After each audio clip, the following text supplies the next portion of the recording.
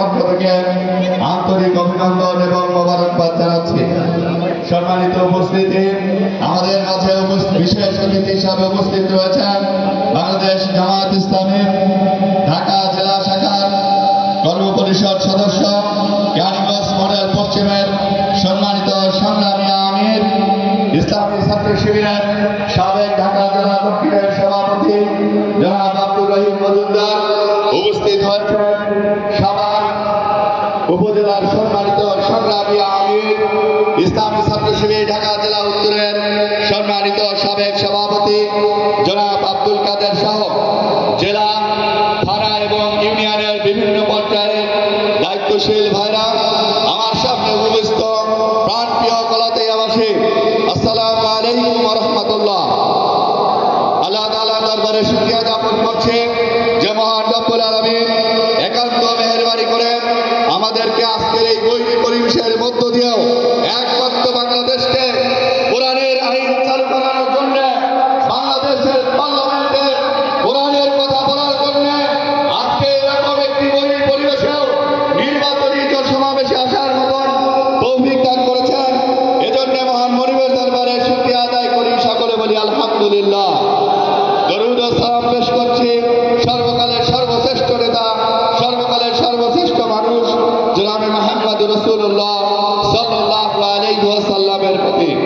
সম্মানিত উপস্থিতি, প্রিয় কলাতিয়াবাসী, আপনারা জানেন 2006 সালের 28 অক্টোবরের একটি গণতন্ত্রকে, বাংলাদেশের গণতন্ত্রকে পিটিয়ে পিটিয়ে হত্যা করে বাংলাদেশকে একটি ফ্যাসিবাদী রাষ্ট্র বিগত সরকার তারা গঠন করেছিল, যেখানে ইসলাম, ইসলামী আন্দোলন, দাড়িওয়ালা, টুপিওয়ালা এগুলো তাদের সবচেয়ে গলার কাটা হয়ে দাঁড়িয়েছিল।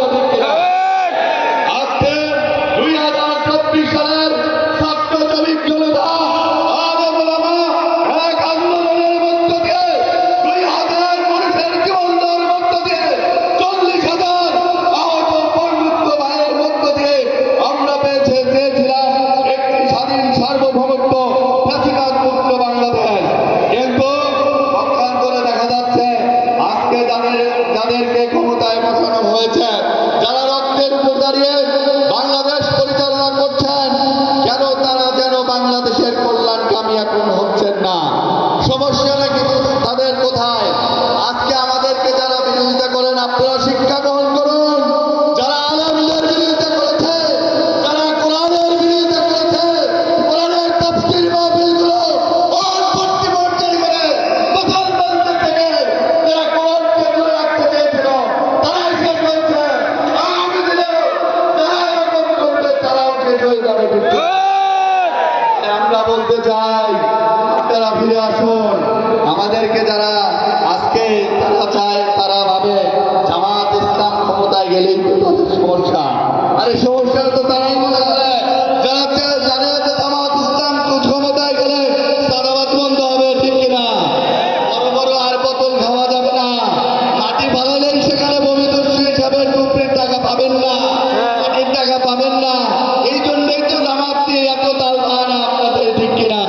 তাই আপনাদেরকে বলতে চাই, বর্তমান সরকারকে বলতে চাই, আপনি লেভেল ফিলিং চালু করুন। সকল দলের থেকে মতামত নিয়ে আপনি আগামী নির্বাচন দিন। আপনারা বাংলাদেশ জামাত ইসলামকে এত ছোট মনে করার সুযোগ নাই।